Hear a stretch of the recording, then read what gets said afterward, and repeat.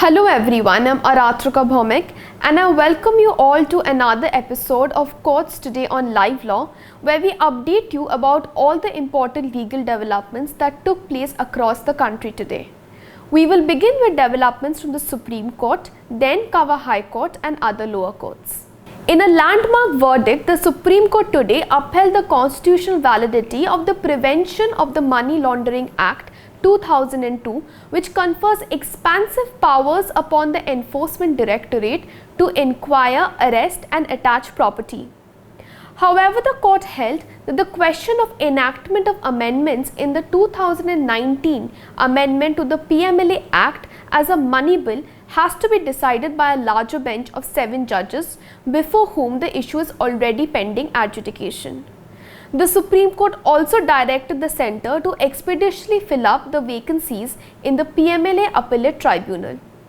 Emphasizing on the need to revise the pay structure for judicial officers, the Supreme Court today ordered for the implementation of the enhanced pay scale as recommended by the Second National Judicial Pay Commission with effect from January 1, 2016.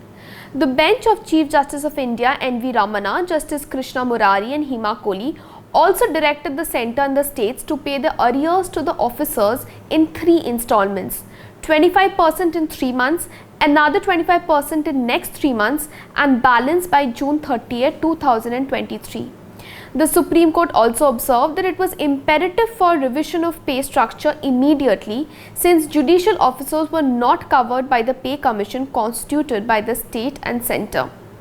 These directions were issued by the Supreme Court while considering a plea by All India Judges Association for constitution of All India Judicial Commission to review the service conditions of the judges of the district judiciary.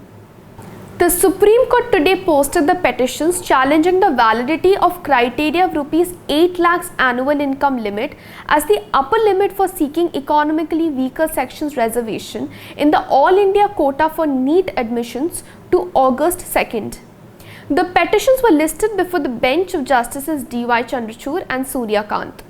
The bench agreed to list the petitions pursuant to mentioning made by senior advocate Arvind Dattar. The Supreme Court today adjourned the petition filed by former IPS officer Sanjeev Bhatt seeking suspension of sentence in the 1990 custodial death case after the bench was told that the advocate on record has been changed.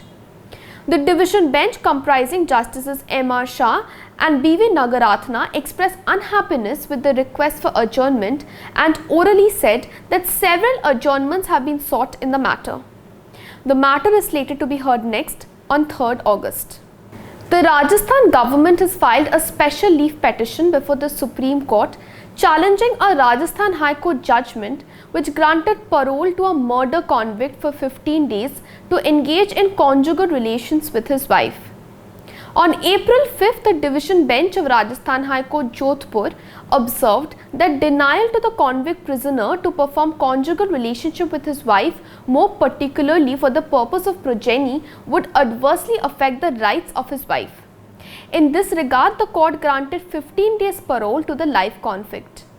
Accordingly to the appellate state government, the order is in violation of the Rajasthan Prisoners Release on Parole Rules 2021. Dismissing a PIL seeking suspension of Aam Aadmi Party Minister Satyendar Jain, who is under judicial custody in a money laundering case, the Delhi High Court has observed that it is for the Chief Minister to act in the best interest of the state and to consider as to whether a person who has a criminal background or who has been charged with offences involving moral turpitude should be appointed and should be allowed to continue as a minister or not. A division bench comprising Chief Justice Satish Chandra Sharma and Justice Subramaniam Prasad added that while good governance is only in the hands of good people, even though the court cannot sit in judgment of what is good or bad, it can remind constitutional functionaries to preserve, protect and promote the ethos of the Constitution.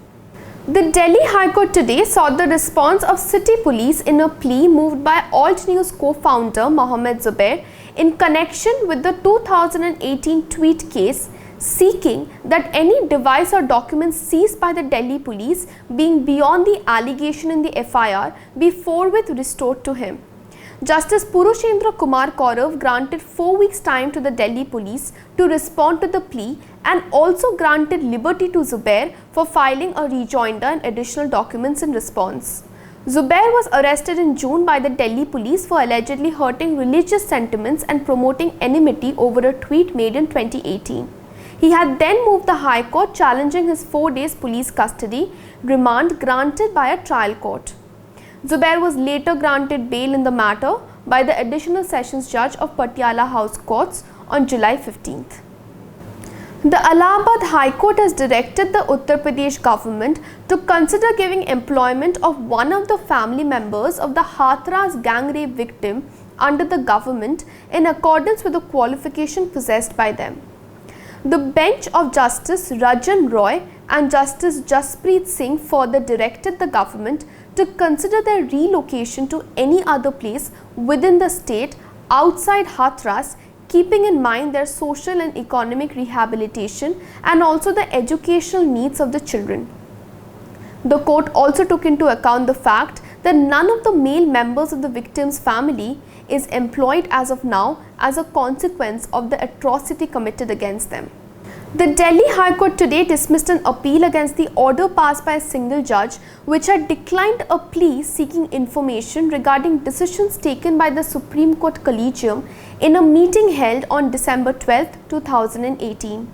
A bench comprising Chief Justice Satish Chandra Sharma and Justice Subramaniam Prasad was of the view that the observations of the single judge did not require any interference and thus the appeal was dismissed.